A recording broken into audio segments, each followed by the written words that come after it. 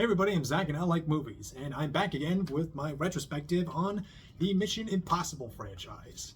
And today we're talking about the second one from the year 2000. And man, it's so cool and honestly so crazy to go back and see just how dramatically different the styles of these movies change from round to round. Like this cool revolving door of directors was honestly, it was one of the first things. It was one of the things that really lashed me on to this franchise when I was young, and like it's you gotta just kind of love the wild swing like that. You know, like these movies, they generally maintain a familiar enough shape, but the flavors and the styles are so unique unto themselves. I think that's really cool, and so to have the massive departure from the paranoia-induced twists and turns and espionage in the Brian De Palma original movie, with the second one, you get the over-the-top, pyrotechnic, melodramatic beauty of Hong Kong action cinema legend, titan, god even, John Woo. Hard-boiled, the killer, Better Tomorrow, who at this point had finally made his way over to Hollywood with stuff like probably most famously the Nick Cage meets John Travolta WrestleMania explosive fest Face Off, which is awesome. Like I fight anybody who says it's stupid. It is a stupid movie, but it's an awesome movie. And I think it's so interesting is that this decision not only showed Cruise's instincts for entertainment, giving audiences something new each go around, but it also showed his taste for picking good directors. Like even early in his career, he really sought out some of the most interesting and accomplished directors to ever pick up a camera at the time. Like he worked with the likes of Oliver Stone and Paul Thomas Anderson, and even the highest echelons of movie gods did movies with both Martin Scorsese and Stanley Kubrick, which that was before the 2000s when he seriously blew up. Like this is the movie that made him the biggest star on the planet, and and it needs to be said off the top, this is maybe the best he has ever looked. Like, wow, he like every frame of this movie makes him look like an absolute just beautiful man. Like the way his long hair just like flows in that slow motion.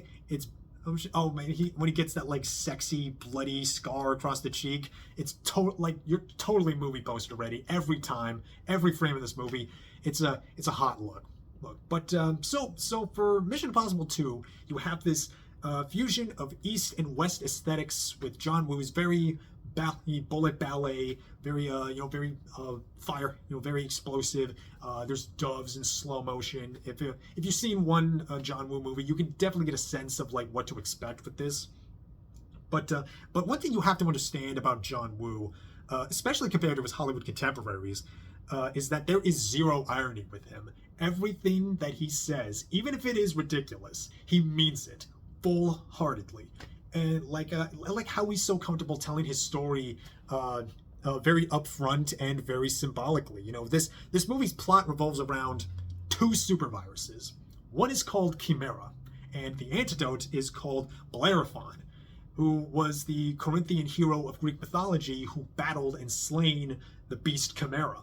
So right out the gate, he establishes this is a battle of good and evil. Ethan Hunt good, Sean Ambrose evil, and I think your mileage is gonna kind of vary in whether that sort of like whether some Western audiences are more comfortable with that. But I do like every time I see this, I'm never fully in love with it. At least what this story does. But the more I watch it, the more it grows on me with like just the way that that beautiful like this like swooning romanticism that John Woo gives every frame of this movie. Really from the jump, I should say, it opens very, very strong on. So you have this really great fake out with Ethan Hunt. He's on a plane with this biological scientist who injected himself with the Chimera virus, but But he's on this plane, and then like you have this great fake out with evil Ethan Hunt, and he has this great line delivery like, "You keep calling me Dimitri, you really shouldn't." And he pulls off the mask and reveals he's actually the villain, Sean Ambrose, played by Dougray. He's Australian. Dougray Scott. But then the plane crashes into a mountain, and then it like cuts to where we meet the real Ethan Hunt, who's just free solo rock climbing a mountain in the Rockies for fun, and this is kind of really the first moment where we really start to see not just Tom Cruise as like movie star, capital MS movie star, where we get Tom Cruise stuntman legend, where that's really him just free soloing on a mountain face, and just again looking absolutely sick doing it. Like there's a moment I always kind of gasp at where he perches his knees on an opening, and he just rests back, just ease his hands. It's like he's making all of this crazy just stunt look so easy and effortless. But then we get the true beginnings of the style that this movie's playing with. So he makes it to the top of the mountain. A helicopter shows up. Some guy shoots a rocket, gets at the rocket near Ethan. The rocket has a pair of Oakley sunglasses inside, and he puts them on, and it tells him the mission. Hey, you got to recruit this lady for a job. Then the Hans Zimmer score is doing this like hard rock version of the Mission Impossible theme, like dun dun dun dun dun dun dun. And then Tom throws the glasses at the camera, and they explode, and that's the credit, and then it hits the credits. So it's showing this is a cool movie, but it's also a cool movie. Oh man, this is your mileage will vary with this kind of with this style. And so it kicks off to Spain with Hunt. He finds a local thief named Naya, who's played by Tandy Wayne Newton, who you might remember from the Westworld series, at least most famously. And it's even now their introduction. It's very extra. There's this platform with these flamenco dancers. He's doing a routine, and they're spinning, their dresses are flowing, and they meet eyes across from each other, and it's very swooning slow motion, and then they have a conversation where she's on, they're both hiding. Because she's like a thief, she's trying to do some Catwoman stuff, and she's on top of him. They're definitely eye fucking each other, because I mean, look at them, they're both gorgeous.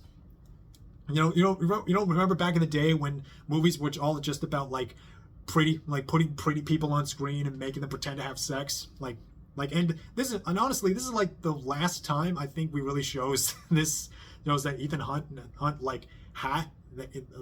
has sex, where I guess in the later ones he just kind of turns his libido into further energy to do these sick stunts. But then they have I guess a second meetup where he's chasing her in their cars, and then they're dodging traffic, and the cars get stuck together and they're spinning out. Again, very John Woo, very just this swooning romantic slow motion of these two, and it's over the top, but he does this kind of thing in all of his movies. But honestly, Mission Impossible 2 might be the most overtly romantic movie that he's ever done in his career, because he usually allows the romance to happen between two men in a very homoerotic fashion. But so Hunt recruits Naya to be basically a spy on her ex-boyfriend Sean Ambrose, which actually turns this into a remake of Alfred Hitchcock's Notorious, which that's a great movie, but that's such a fascinating choice. And I think it's also fascinating, and what also makes it interesting is that I don't know if it's fully successful, because this sort of genre, sort of like accentuating the like spy aspect of like romantic spy aspect of the original into this very, again, very heightened melodrama of like that like you see in like Hong Kong cinema and stuff, and especially from other Wu pictures. It can clash, and it can definitely feel very very what would be the best word? You might have some misgivings about about how to feel about it, but mostly because, at least in part because, I gotta say, as far as like Naya's concerned, I think Tandy Wayne Newton is very good in this role. I think she has like a real sense of like, really tries to do her best with like the presence she has, but like the movie itself has a real mean streak against her, and just women in general, which it really does, like, this movie does not treat her well, especially like towards the end when she basically gets treated more like a prop than a character. She has like they try to give her like some dramatic weight by like, oh, she's being forced to sleep with her boyfriend or old boyfriend to get information, but you know. But especially like given like some comments by I don't know his name, but like basically Ethan Hunt's the man handling the like a handler for Ethan Hunt this time, played by Anthony Hopkins, and Hunt and he have this exchange like she doesn't have the kind of training for this what, to go to a bed with a man and lie to him. She's a woman, she's got all the training she needs. So like, yeah, like, ugh. And like it's even worse. Like later, Ambrose even says, you know, women. He's like, I had to write this down. You know, women, mate, like monkeys they are. Won't let go off one branch before they get their grip on the next. Like, ugh. Like, and he says that about a black woman too. Jesus Christ. Oh man. It really did leave it really does not do the movie any favors. And it left a bad taste in my mouth. And honestly, while we are staying on the negatives, there is a stretch in the middle of this movie where the pace really drags. Like, I wouldn't call it boring per se, because I think Wu's visual panache is honestly doing kind of the heavy lifting in that. But yeah, like this, where it's like doing this like stuff with like the dramatic heft of like, oh, we're concerned about Naya, and because we're seeing more of like Ambrose and his plans to like deal with like pharmaceutical company, and we're seeing him just being like much more like aggressive with like his number two and stuff. We're showing more and more about how tough and evil and how anti Ethan Hunt Ambrose is. But man, I think a lot of that problem would have been mitigated if Ambrose wasn't such an unimpressive villain. I think, the movie frames him as like this anti-Ethan Hunt, but Scott just does not have that kind of juice. Like, honestly, I don't know. Maybe if you had an actor with just more heft to him, or is someone who's maybe more accustomed to sort of Wu's style. Like, hell, maybe if they did somehow get Chow Yun-fat in this, that would be kind of crazy. But which is also interesting, because I think Cruise is channeling Chow Yun-fat in some places in his performance. But yeah, like but although one bit of trivia I should say is that this shoot went on for so long, and Dougray Scott actually hurt himself filming this, that he actually wound up being had to be recast, because he was originally tapped to play Wolverine in the original X-Men. So we kind of have this movie to thank for Hugh Jackman as Wolverine at least. I feel like Hugh Jackman would have just shot up, been a star either way. But yeah, having him be Hugh Jackman now for like almost 20 years, like, that's crazy. It's crazy. But yeah. Although I do have to say, they do have like, on paper, I think Ambrose is does have some really fun bits. Like there's a scene where Ethan Hunt, they like have this Mission Impossible heist infiltration scene where like Ethan is like planning to do his he's like planning to like dive into this pharmaceutical building from up top, like into these like air vents, and like as he's doing this plan, it's cross cut with Ambrose like saying exactly how he thinks Ethan Hunt will do the plan. So you have this like this classic Mission Impossible Ethan Hunt doing crazy stunt scene while the villain of the movie is reading him for absolute filth, and that's and I think that's pretty great. But yeah, but it's honestly is that stretch in the middle that it's that sort of sag in the middle, and the fact that Ambrose is he's just kind of comes off like a wet blanket whiny cuck to me, to be frank. But yeah, and like if Doug Ray Scott was I'm not really impressed with him as an actor, but it is that kind of sag in the middle that really does always like really just kind of make me go, okay, it's this part of the movie. But honestly, the beginning and ending of this movie is honestly kind of top tier Mission Impossible. When it really starts to finally do that like great balletic John Woo action, it gets really fun pretty quick, actually. Like the whole third act is so fun, like when he's like infiltrating a base and he's like he has this he takes out a guard with this like backflip kick surrounded by doves. Like all the dove work in this movie is fantastic. Like there's a shot, like there's even a moment where they have a little bit with him where he's like hiding hiding from the bad guys, and there's a dove like right next to him, and he's just kind of eyeing it suspiciously, like, don't give me away, don't blow this for me. Yeah. But then like we get this, and they even have a great mask reveal, he's like running out, and he like rips off the mask, and there's great guitar lick, and it's like, man, it's like, all right, finally, like, where was this movie the whole time? Like, we should have had more of this kind of energy, at least a little bit more of this kind of energy to kind of balance out the this like more like sort of slow burn can they won't they romance angle. But yeah, this whole third act, it's explosive, it's fun, it's very energetic. Like Cruise is doing crazy moves on his motorcycle. Every explosion is this big, beautiful burst of flames, every single one of them. And then you get probably one of the most infamous moments from this, where like Ambrose and Hunt, they're like charging at each other on motorcycles, and then they fly in the air, slam into each other, like they do motorcycle jousting. Like the motorcycles explode behind them and then they fall like 10 feet onto a beach, and then they get up and fight. Like, that's so, holy shit. What again? Where was all of this? We needed so much more of this. Oh man. And honestly, like that fight on the beach is pretty sick. Like, again, it's cut very well. The choreography is great. You get great moments of just awesome kicks.